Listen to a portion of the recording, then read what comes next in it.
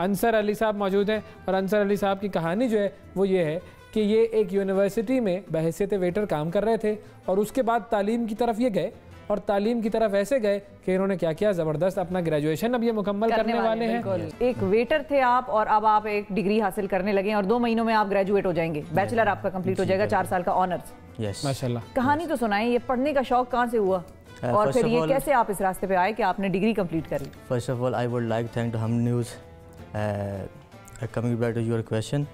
सो जब मैं 10th class के पढ़ रहा था तो मेरे ड्यूरिंग तो मेरे वाले साहब की डेथ हो गई थी।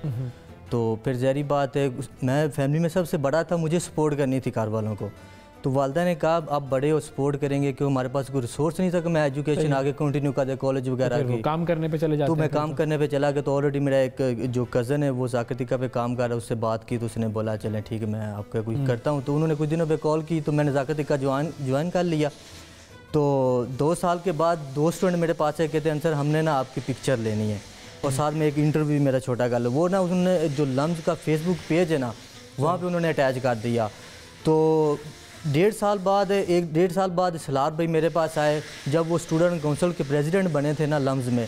हाँ। तो उन्होंने ये वाला पॉइंट जो रेज़ किया था कि हमने ना आंसर को पढ़ाना चाहता हूँ।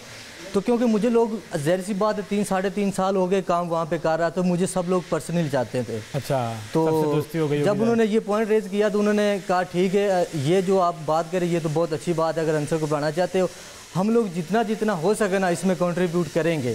ज़बरदस्त। तो आप अगर आंसर को पढ़ाना चाहते हो तो कोई मसला नहीं हमें। तो सलार भाई मेरे पास आए, सलार भाई ने मुझे कहा कि आंसर हम ना आपको पढ़ाना चाहते हैं, तो आपका क्या? मैं कि सर ये जो मेरा पढ़ने का शौक़ था ना ये मेरा शुरू में ही था, क्योंकि मेरे पास रिसोर्स नहीं थे, क्योंकि मैं ऑलरेडी उस सोसाइटी के अंदर आ चुका था। पढ़ने के लिए सब्जेक्ट कौन सा चुना? BS accounting and finance. Accounting and finance. अब आप जो है वो अकाउंट्स और फाइनेंस के माहिर बनने वाले हैं। जबरदस्त। अभी मैं आपसे ये भी पूछूंगा कि आपका आगे का इरादा क्या है अंसर?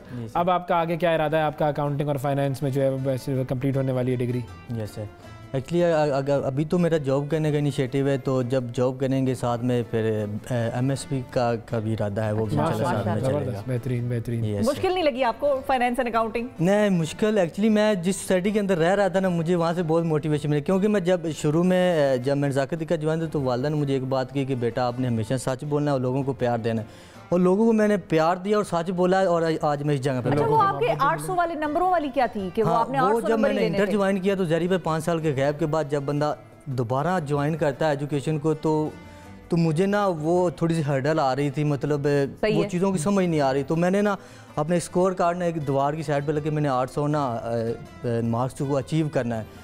तो अल्हम्दुलिल्लाह मैंने 800 स्कोर वो अचीव किया, क्योंकि मैंने ये सोचा था, ये इंटर की बात है, क्योंकि मैटर के बाद जब मैंने 5 साल बाद इंटर शुरू किया था ना उसके बाद, तो मैंने जब वो 800 अचीव किया तो मैंने ये सोचा था जब 5 साल के बाद एक बंदा ये कुछ कर सकता है ना तो वो आगे भी कोई भी होना वो कुछ भी कर सकता है, अगर वो मेंटली तौर पे अगर यही पैगाम होगा आपका लोगों के लिए कि बस अगर आप सोच लें ठान लें तो फिर सब कुछ कर सकते हैं। जी बिल्कुल सर, बिल्कुल। और ये आपकी ज़िंदगी हमें यही सिखा रही है, बहुत अच्छी बात है जी। अंसर बहुत शुक्रिया आपका, आपने वक्त दिया और हमारी दुआ ये है कि आपके जो भी आगे इरादे हैं अल्लाह ताला आपको कामयाब करें, पाकिस्तान के लिए आप ऐसी मिसाल बने कि जिस पर दुनिया फ़ख्र करे, पाकिस्तान पूरा फ़ख्र करे।